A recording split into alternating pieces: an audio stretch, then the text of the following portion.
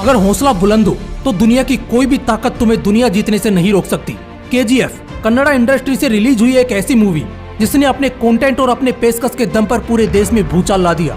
आप में से बहुत से लोगों ने इस मूवी को जरूर देखा होगा, जिसमें रॉकी एक ऐसा कैरेक्टर दिखाया गया है जिसमें हर वो क्वालिटी है जो किसी लीडर में या किसी बड़े सक्सेसफुल पर्सन में होनी चाहिए। दोस्तों, आज के इस वीडियो में हम केजीएफ मूवी से मिलने वाले उन लाइफ लेसन्स के बारे में जानेंगे जिन्हें अपनी लाइफ में अप्लाई करके आप खुद भी एक सक्सेसफुल इंसान बन सकते हैं। लेसन नंबर 1, गोल ओरिएंटेड बनो।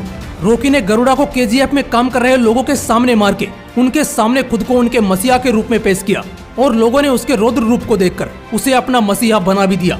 लेकिन असली कहानी तो ये है कि उसे गरुड़ा को मारने का मौका पहले भी मिल गया था, मगर उसने उसको नहीं मारा क्योंकि उसका मकसद गरुड़ा को मारना थोड़ी ना था। उसका असली मकसद तो केजीएफ में एक सेना खड़ी कर उस पर राज करना था। इसीलिए तो उसने इतना बड़ा खेल खेला था ताकि लोगों के बीच खुद को एक लीडर के रूप में खड़ा किया जा सके। जब उसकी माँ ने उससे वादा लिया था कि वो जब मरेगा तब वो दुनिया का सबसे अमीर और ताकतवर व्यक्ति बन के ही मरेगा, और यह उसकी लाइफ का सबसे बड़ा गोल बन गया था। बचपन से ही उसका फंडा क्लियर था कि उसे बस दुनिया पर राज करना है। वो हर मौके पर चौका मारता गया और इवेंचुअली केजीएफ पर कब्जा करके उसने इतना सोना जमा किया कि उस वक्त उतना सोना दुनिया में किसी भी इंसान के पास नहीं था। और ऐसा इसलिए हो पाया क्योंकि उसने अपने अल्टीमेट गोल को अचीव करने के लिए बचपन से ही जी तोड़ मेहनत शुरू कर दी थी। दोस्तों, इस मूवी को सिर्फ एंटरटेनमेंट के लिहाज से मत देखो, क्योंकि रॉकी आपको समझाने की कोशिश कर रहा है कि अपने गोल को जितनी जल्दी हो सके उतनी जल्दी सेट करो और उसे पाने के लिए ताबड़तोड़ मेहनत शुरू कर दो। Lesson number 2, leadership. इस शब्द का असली अर्थ क्या है? क्या वो नेता जो करोड़ों की भीड़ को अपने भाषण से संबोधित करता है वो एक असली लीडर होता है, या वो जो किसी राज्य को या किसी देश को संभाल रहा है? अगर लोग आपकी बातों को सुनकर उनको अपनी निजी जिंदगी से कनेक्ट कर रहे हैं तो फिर फर्क नहीं पड़ता कि वो 4 हैं या 4 करोड़, आप एक असली लीडर हो।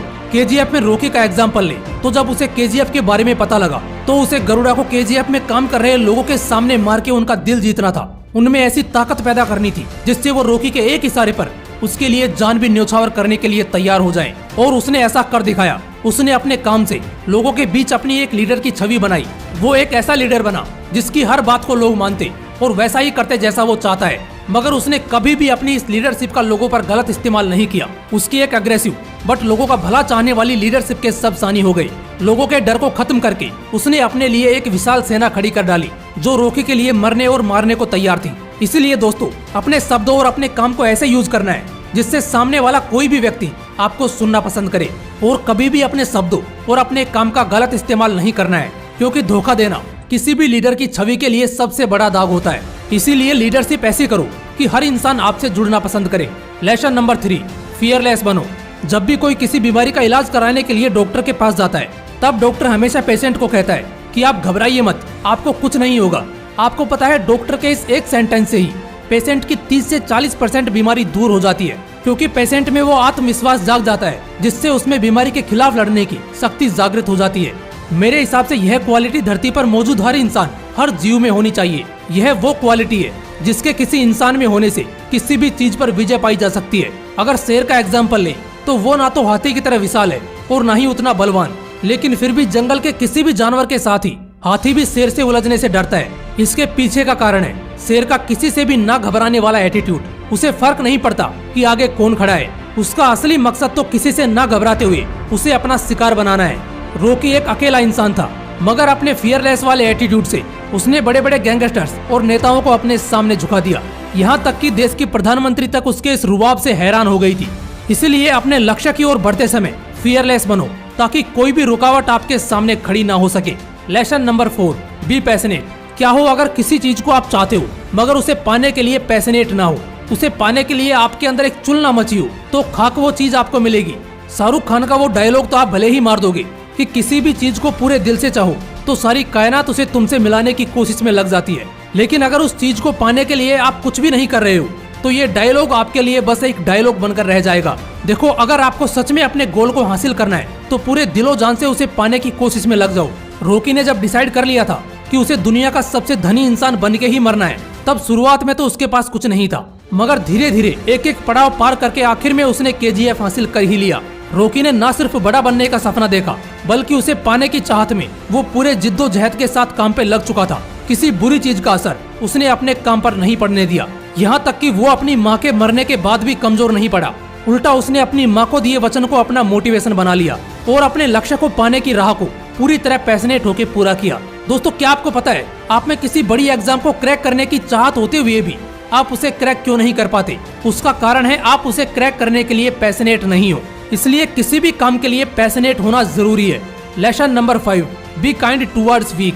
अमूमन तौर पर यह देखा गया है कि जब भी कोई व्यक्ति सफलता की सीढ़ियों को चूम लेता है तब उसमें अहंकार की भावना जागृत हो जाती है। वो व्यक्ति अपने से निचले लोगों को घृणा के नजरिए से देखने लगता है, मानो जैसे उसने पहले ऐसे दिन कभी देखे ही नहीं है। कई बार जब कोई बेसहारा लोग किसी अमीर इंसान से मदद की गुहार लगाते हैं तब ज्यादातर केसेस में वो इंसान उनको धक्के मार के बाहर का रास्ता दिखाता है। और जब ऐसे लोगों का बुढ़ापा आता है तब इन्हीं के बच्चे इन्हें धक्के मार के बाहर फेंक देते हैं, क्योंकि ये दुनिया ऐसी ही है। यहाँ किसी पाप का सबक मरने के बाद नरक में मिलता है या नहीं यह तो मुझे नहीं पता, मगर धरती पर ही जीते जी जरूर मिलता है। वो एक कहावत है ना, जैसी करनी वैसी भरनी। भला करोगे तो पुण्य ही मिलेगा और बुरा करोगे तो सबक मिलना ही है।